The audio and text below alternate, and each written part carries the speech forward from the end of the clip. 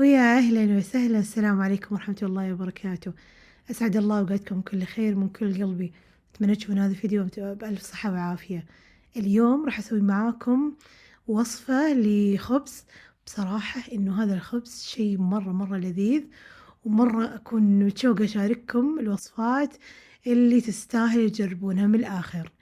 يعني وصفة زي هذه راح تكون أساسيات في كل وحدة تحب الخبز أو تحب تسوي مخبوزات، لذيذة وسهلة وسريعة ومرة تفتح النفس، طعم شكل وريحة. يعني قديش أقول لكم الموضوع إنه سهل، وبصراحة يستاهل يعني إنكم تجربونه وتشاركونه حبايبكم. ومن الحين أقول لكم ترى راح يصير في قائمة الليستة الأولية لكم في قائمة المخبوزات. فيلا نسوي مع بعض لأني مرة متحمسة أشارككم هالوصفة، وصفة سهلة وسريعة ومرة راح تعشقونها، فيلا نسويها. أول شي عندي في العجانة أو سواء انتم بتعجنون بيدكم عادي، راح أضيف 300 جرام من الحليب السايل عادي سواء بحرارة الغرفة أو بارد، عندي 10 جرام من السكر، 7 جرام خميرة فورية. راح أخلط المكونات هذي مع بعض، الخطوة ذي اختيارية لكنها تفرق في النهاية. الحين عندي 470 جرام من الدقيق الأبيض تبع الخبز، عندي 25 جرام من الدقيق الأسمر أو الدقيق الحبة الكاملة أو دقيق الشعير، عندي 10 جرام من الملح و10 جرام من الزبدة. تخيلوا إن هذي كل المكونات خلاص ما عاد نحتاج شي. الحين اللي راح أسويه راح أعجنها، ولاحظت إنها مرة صارت يعني قاسية معاي، فالشي اللي راح أسويه راح أصب شوية موية، ما نكثر في زيادة الموية عشان ما تخرب معانا يعني ميزان الوصفة أو الوزنية تبع الوصفة. طبعًا خليتها تاخذ وقتها تقريبًا أخذت لها 4 5 دقايق وصارت معاي بهذا الشكل، طرية جدًا ما تلصق في اليدين. وزي ما قلت لكم لما نضيف الموية نضيفها على مراحل، ما نضيفها مرة واحدة. شوفوا تبارك الرحمن، طرية جدًا وتتمدد معاي ولا تلصق في اليد أبدًا.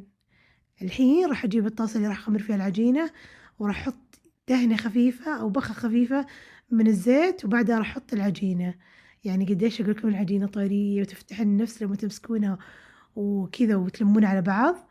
المهم خليتها لمدة ساعة تتخمر في مكان حرارته ثابتة مثل الفرن بدون ما نشغله أو الميكروويف، وصارت معاي بهذا الشكل تقريبًا أخذت ساعة.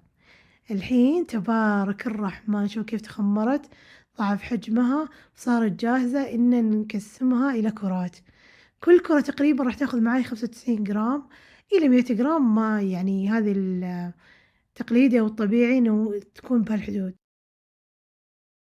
أكبر راح تعطينا يعني كمية مرة كبيرة، فهذا الجرامات تعتبر مرة كويسة. كل اللي راح أسويه بعد ما أوزنها راح أسويها بهذي الطريقة أو نلم الأطراف على جوا بس بهذا الشكل وخلاص صارت معانا جاهزة. راح طبعًا على يميني فيه صينية كبيرة فيها ورق زبدة راح أحطها على جنب، وراح أبدأ أجمع الكرات جواتها بهذا الشكل. طبعًا عندي كمان صينية ثانية خلف الكواليس. طيب بهذا الشكل بعد ما خلصت التكوير كامل راح أحطها، راح أغلفها مرة كويس بهذا الشكل عشان ما تنشف معانا، وراح أحط المنشفة بهذا الشكل عشان نحافظ على الرطوبة ودفاوة العجين. بعدها طبعًا راح أريحها تقريبًا 10 دقايق، وبعدها راح أبدأ في أول كورة سويتها عشان تكون هي أكثر واحدة ارتاحت، وراح نغطي ثاني مرة عشان ما يصير عندنا الطبقة الجافة على الكرات. طريقة التشكيل جدًا سهلة، راح أسويها بهذا الشكل. طبعًا سواء سكين أو شفرة المخبوزات نفس هذي، بهذا الشكل صارت معانا جاهزة، يا دوبك علامة زايد وبعدين راح أسويها من الجهة الثانية كمان علامة زايد وصارت معي جاهزة.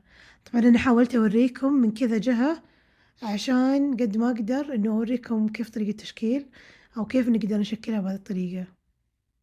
أو لو حابين شكل في بالكم معين ممكن تسوونها، بصراحة شكلها مرة مميز، وبصراحة حبيت مرة الشكل النهائي.